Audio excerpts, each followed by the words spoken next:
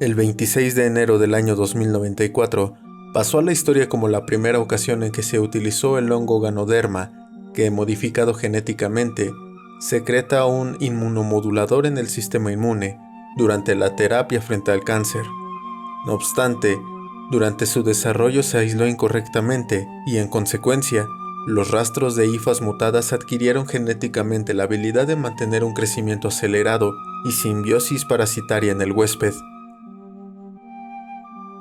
Tras 3 años de aquel incidente, hoy cuento con un algoritmo capaz de viajar en el tiempo, por lo que intentaré llegar al Instituto de Física y Matemáticas ubicado en la Ciudad de México. Anteriormente, mi equipo y yo conseguimos viajar 30 segundos al año 2094, momento en que se estaban realizando pruebas con un tratamiento que curaría el cáncer. Lamentablemente, lejos de resultar benéfico, ocasionó una infección micótica en los individuos de prueba. La propagación dio inicio en el nivel 0, en el área de biología humana. Se cree que los primeros infectados se escaparon de la sala de observación por un error en el sistema de seguridad. Los pacientes estaban abrumados y atacaron a la encargada del programa, la doctora Danishka. Horas más tarde salí rumbo a mi departamento. Sin embargo, las personas estaban actuando de manera inusual.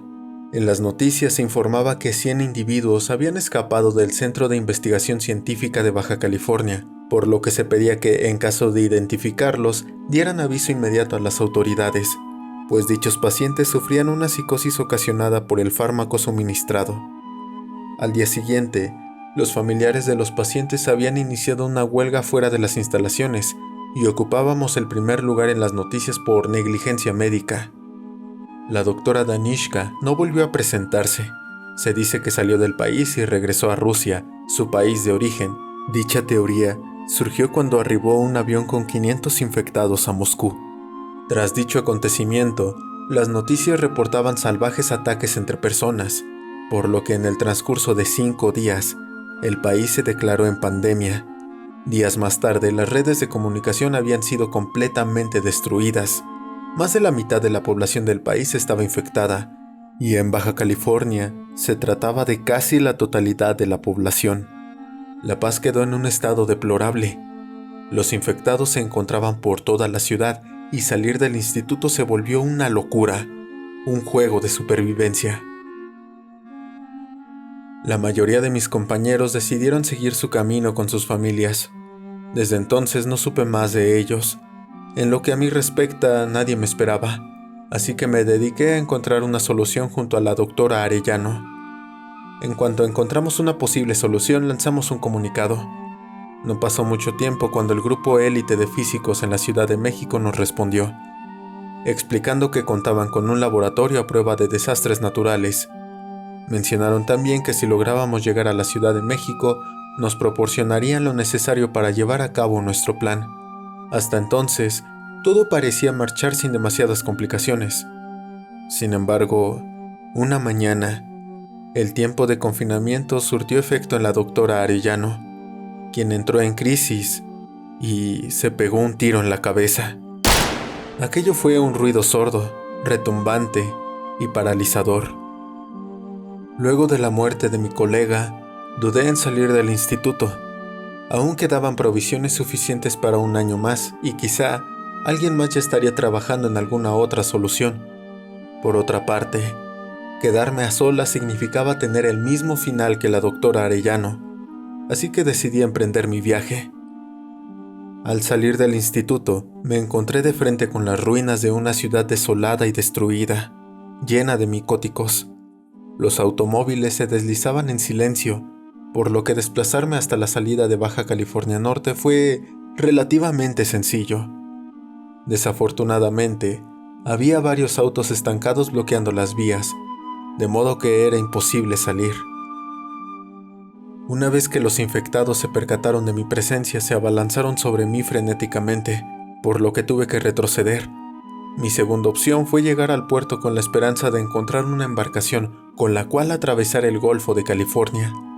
Al llegar al puerto lo encontré rodeado de infectados, que en algún momento de su vida debieron ser marinos, y aunque logré localizar un ferry, mismo que se convirtió en mi única esperanza de cruzar el mar sin contratiempos ni peligros, Antes debía despejar mi camino de micóticos, para lo cual necesitaba recobrar fuerzas y buscar víveres. Entré a un edificio cerca del puerto.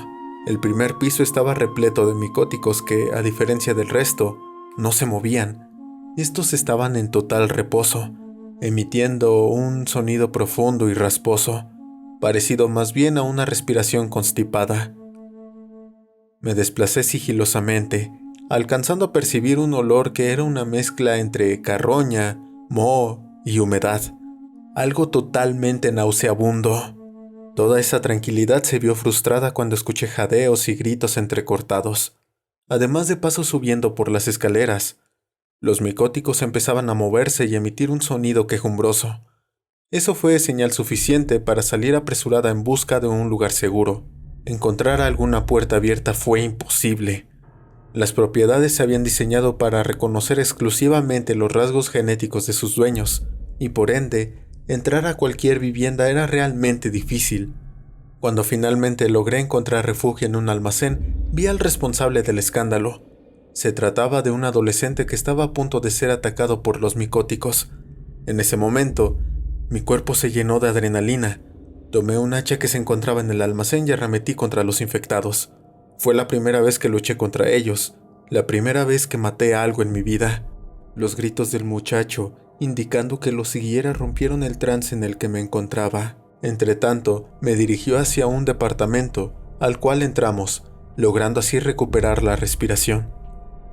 «No te había visto en el edificio», dijo. «No soy de esta zona. Estoy intentando llegar a un ferry para salir de la península. ¿Dónde están tus padres?», le pregunté, aunque temía la respuesta. «Mi padre se marchó antes de conocerlo, y mi madre está en su habitación». «No me he presentado todavía. Soy Mari. ¿Puedo hablar con tu madre?». El chico rió. «La verdad, dudo que ella pueda hablar contigo ahora», me respondió con lágrimas en los ojos y la voz entrecortada. Me llevó a una habitación, en donde una mujer estaba atada a la cama. Esta movía sus globos oculares desorbitadamente por toda la habitación, y en cuanto se percató de nuestra presencia, empezó a mover la mandíbula de manera desesperada. En ese instante, no pude evitar abrazar a aquel chico, que en cuestión de segundos me alejó y se limpió las lágrimas. «Estoy bien». Esta vez su voz era firme. «No puedes quedarte en este lugar. Ven conmigo. Me dirijo a la Ciudad de México. Tengo información que puede evitar todo este desastre». El chico me miró con una mueca de preocupación en su rostro. «Si me voy, entonces, ¿quién cuidará de mamá? Toma lo que necesites y vete cuando quieras. Me llamo Alejandro, por cierto. Un placer». No voy a insistir. Sé que lo que hemos vivido en estos años no ha sido fácil, pero tu mamá ya no es más quien solía ser. Así que piénsalo, descansa y por la mañana decides si te quedas aquí. Al día siguiente empaqué reservas de agua y al entrar a la sala observé que Alejandro se encontraba sentado en el sillón con una mochila al lado suyo. Sabía que había elegido continuar, y aunque por una parte la compañía me venía bien, por otra, tenía miedo de que viajar conmigo supusiera un acto suicida.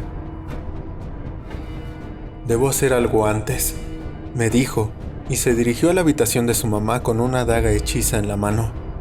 No hace falta ser adivino para saber lo que sucedió, ni lo mucho que le dolió a Alejandro dejar el pasado y seguir adelante. Poco después partimos al puerto, escabulléndonos sin dificultades. La verdadera acción comenzó cuando entramos al ferry y sondeamos la zona, ya que, según nuestros cálculos, habrían aproximadamente 300 infectados. «Tenemos que crear una distracción para hacerlo salir del navío. Podríamos utilizar un auto y hacerlo estallar contra alguna pared de enfrente», me sugirió Alejandro. «No estoy segura. Si hacemos tanto ruido, las hordas de los alrededores vendrán y se hará un mar de infectados que no podremos controlar», le contesté. «Bueno, entonces, ¿qué hacemos? ¿Entramos al ferry y los liquidamos?». Estaba pensando que eso era una misión suicida, cuando quedé atrapada por alguien detrás de mí. Sentí un objeto filoso en mi espalda. Estaba a punto de gritar cuando su mano tapó mi boca. Alejandro se abalanzó sobre él, ocasionando un nuevo alboroto. Los micóticos nos atacaron en cuanto notaron nuestra presencia, por lo que tuvimos que huir una vez más. El extraño nos dijo que le siguiéramos. Era absurdo pensar que hacía unos segundos quería hacerme daño y ahora corríamos tras él. El tipo nos hizo señas para entrar por una pequeña puerta lateral a una embarcación y una vez a salvo, le lancé todo lo que tuve enfrente. ¿Quieres calmarte? Vas a atraer más de esas bestias. Tranquila, por favor, me susurró el sujeto. Alejandro me tomó del brazo y me tranquilicé. ¿Cómo pretendías que actuara? Me atacaste con una navaja e intentaste ahogarme. Yo solo te tomé del brazo para no hacer ruido. Te espantaste y pensé que gritarías, por eso tapé tu boca. Además no tengo ninguna navaja. Lo único que tengo para defenderme es un arma y usarla significaría llamar la atención de esas cosas. En realidad, me dio gusto ver personas vivas, aun cuando no estaba seguro si estaban cuerdos tú y tu guardaespaldas. Antes de que pudiera responder cualquier cosa, Alejandro ya estaba hablando.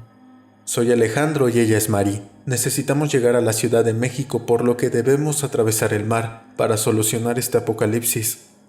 Al escucharlo, quedé desconcertada ante su imprudencia y falta de desconfianza. Bueno, yo soy Daniel. ¿Ustedes son marineros?, me preguntó.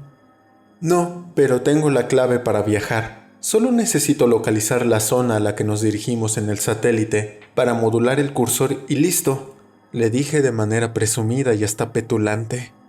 Él se limitó a reír y luego de un momento me contestó. No eres muy brillante después de todo. Quizá en otro tiempo eso hubiera sido así de fácil, pues vivíamos en un mundo muy flojo. Ya saben, todo estaba al alcance de un clic. Entrabas a tu casa con la huella digital, el piso absorbía las heces de tus mascotas, los baldes desintegraban la basura e incluso cambiabas de canal con tan solo mover un dedo al aire. Pero olvidas que en estas circunstancias ya no hay más facilidades. Tendrás que utilizar un geolocalizador sin internet. Necesitarás energía solar y dime, ¿qué pasa si tienes un problema fotovoltaico? Incluso si sabes cómo solucionarlo, ¿tienes las herramientas necesarias para hacerlo? Hermano, esta chica tiene la solución para terminar con el caos en que vivimos. Obviamente podrá solucionar lo que venga por delante. Trató de apoyarme Alejandro. No, Daniel tiene razón, admití. No soy experta en navegación, pero por lo visto tú sí, dije, mientras señalaba la mesa donde estaba su placa de la Marina. Ayúdanos a llegar a Colima, por favor. La expresión en el rostro de Daniel me hizo suponer que había notado que no había sido del todo sincera. Eso me preocupó un poco. ¿Y yo qué ganaría con todo eso? Además de cruzar el océano, incluso si los ayudo, ¿cómo llegarán a la ciudad después? En cuanto estemos en tierra firme, podré establecer comunicación con la élite. Ellos se encargarán de llevarnos. Le respondí, no muy convencida de que fuera así de fácil en realidad. Una vez más temí porque lo notara. No estoy segura de qué fue lo que lo convenció. Pudo haber sido la desesperación en mis ojos, su soledad, o quizá incluso un poco de esperanza, pero accedió a llevarnos. Llevábamos un día con 12 horas navegando, con las estrellas como única guía, fuel oil como combustible y velas de aramida. No pude evitar pensar en cómo siglos de trabajo científico para facilitar la vida humana se fueron a la basura en tan solo 5 días. Ha sido un retroceso lamentable. Estaba tan sumergida en mis pensamientos que no me percaté del momento en que estaba a punto de ser atacada. Daniel, en cambio, reaccionó de inmediato y disparó. Entre el impacto y el estruendo me pareció ver todo en cámara lenta. Unos segundos después, Alejandro subía a toda velocidad por las escaleras del camarote y detrás de él, una horda de infectados que habían estado por un largo tiempo entre la sentina del barco. Estos aún conservaban una forma humanoide. Estaban cubiertos de setas de un color marrón, rojizo y brillante. De los pliegues color ocre les colgaba una especie de algodoncillo blancuzco, con algas marinas y crustáceos distribuidos por todo su cuerpo. En la cabeza ya no figuraba un rostro. Parecía más bien que el cráneo les había estallado debido a la hinchazón. Lo que alguna vez fueron cerebros, eran ahora masas palpitantes y amorfas, recubiertas por una especie de micelio con moho rojo y sangre coagulada, mientras que de la boca salían hilos de baba espesa y un gas pestilente. Alejandro y yo corrimos a proa justo detrás de Daniel, quien presionaba una y otra vez el gatillo de su arma, gritando que nos cubriéramos. Las balas no eran infinitas, así que tomé un arpón y apunté a tantos infectados como pude. Esta acción fue seguida por Daniel y Alejandro. De ese modo liquidamos a los micóticos que todavía quedaban en el barco. Con el sol de mediodía, en todo su esplendor y sin una sola gota de agua, sentía que la vida se me iba. Lo último que recuerdo de ese instante fueron lejanos gritos de Alejandro anunciando tierra firme. Finalmente, perdí el conocimiento. Desperté en la cabina del barco con Alejandro al lado mío. Noté el cambio de una expresión triste a una de felicidad en cuanto abrí los ojos. Creo que, en toda mi vida, nadie había expresado tal emoción con tan solo verme. Y no fue mi única sorpresa, pues descubrí que yo también me llené de alegría al verle. Daniel, que hasta ese momento había estado observándome desde la puerta de la cabina, también cambió su actitud de preocupación por una de sarcasmo, mucho más usual en él. «¡Por fin despiertas!». Alejandro estaba muy preocupado. «Le he dicho que hierba mala nunca muere», dijo, aunque yo sabía que de alguna manera él también estaba aliviado de verme despertar. «Mira lo que encontré en el baúl de los recuerdos del navío», mencionó Daniel, mientras sostenía una radio VHF. No tardamos en localizar la frecuencia de la élite en la Ciudad de México. La sede de Colima contaba con una comunidad de rescate para un nuevo comienzo. Es sorprendente cómo en 3 años coordinaron la construcción de una nueva comunidad desde las cenizas. Desde ahí el Dr. Maldonado nos llevó hasta el Instituto de la Ciudad de México. Fue fascinante ver un helicóptero después de tanto tiempo. Incluso siendo este un helicóptero austero, que contaba con 2 hélices de empuje, un rotor coaxial, una cabina completamente aislada, para no sentir la velocidad que adquiere cuando llega cerca de los 470 km por hora. Llegamos en un abrir y cerrar de ojos. Aquello se sintió como el instantáneo viaje en el tiempo, con la diferencia de que esto era real. Al llegar a las instalaciones, el doctor Arellano me preguntó: «Doctora, ¿tiene usted conocimiento de lo sucedido?». Los primeros individuos de prueba fueron inoculados con el fármaco contaminado con las hifas. Estas a su vez proliferaron en el cerebro del hospedero, ya que esta región es rica en nutrientes. Por acción del inmunomodulador, el organismo sigue realizando algunas funciones que le permiten a Longo utilizar al huésped como marioneta. En los primeros 15 minutos se desata una psicosis en los infectados, mientras que la muerte cerebral sucede aproximadamente 30 minutos después de ser infectado. La infección se transmite con una simple mordida, tras la cual el proceso de infección se repetirá. Le respondí: «¿Por qué no buscar una cura aplicable, como una vacuna, por ejemplo?», volvió a preguntarme el doctor Arellano. «Las instalaciones están, en su mayoría, completamente destruidas, y una investigación de esa magnitud requiere tiempo, así como equipo especializado, por no mencionar el hecho de que los científicos han sido infectados. Estoy segura de que los sobrevivientes en otras partes del mundo estarán haciendo su propio intento por mejorar la situación. Sin embargo, ese no es mi campo de estudio. Por ahora, lo único que puedo ofrecerles es volver al pasado 30 segundos y modificar una sola acción que evite el inicio de este apocalipsis», le expliqué con firmeza. Sabía que los presentes dudaban de lo que decía porque no contaba con planos ni artículos.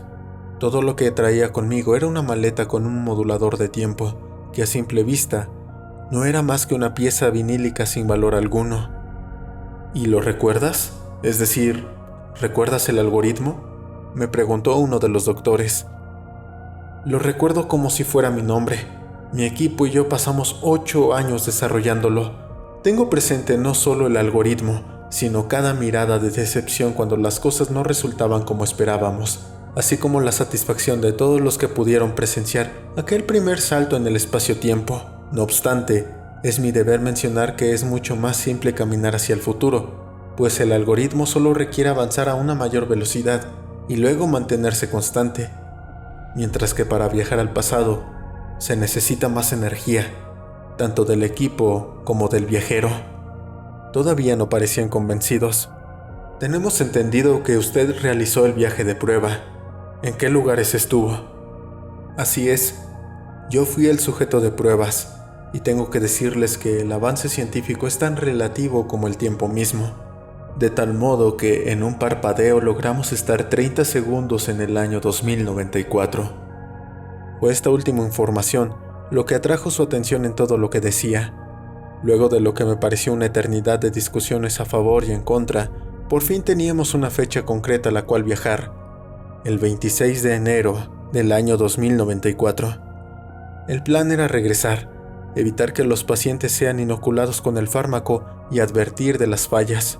La cabina del helicóptero resultó ser el lugar de trabajo ideal. Ahí instalamos y coordinamos todo lo necesario. Mi trabajo fue programar de manera minuciosa el algoritmo para cambiar la entropía, ya que debía llegarse al equilibrio en la línea temporal del pasado. Alejandro y Daniel me desearon suerte. Yo sabía que esa sería la última vez que los vería, por dos razones. La primera, y en la que tenía depositada toda mi esperanza, era que si todo resultaba según lo previsto, jamás los conocería en realidad, pero Alejandro seguiría sus sueños y tendría a su madre con él. Mientras tanto, Daniel seguiría preparándose para ser un excelente marino al servicio de nuestro país. Por otro lado, un detalle que no le menciona a nadie es que si yo no conseguía volver en 30 segundos, mis moléculas se esparcirían en el tiempo. Todo estaba listo, la cabina parpadeaba y el holograma marcaba los segundos. Entonces presioné el modulador. 3, 2, 1. Doctora Danishka, se registró una baja de voltaje en el nivel 0. Las cabinas perdieron el seguro y los pacientes están frenéticos. ¿Cómo es posible? Bajaré al nivel 0. Esperen indicaciones, dijo la doctora Danishka. Soy la doctora Mari. El viaje fue un éxito. Sin embargo, la falla eléctrica provocó que la doctora saliera de su cubículo antes de que pudiera establecer comunicación con ella. Se acabó el tiempo, así que dejaré una nota en su escritorio con todo lo que sé. Espero que la vea.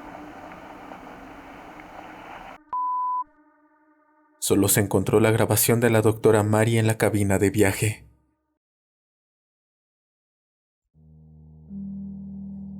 Muchas gracias por ver el video, espero que te haya gustado. Si es así, por favor, compártelo con tus amigos, dale like y deja tu comentario. No olvides suscribirte y activar las notificaciones dándole clic a la campanita.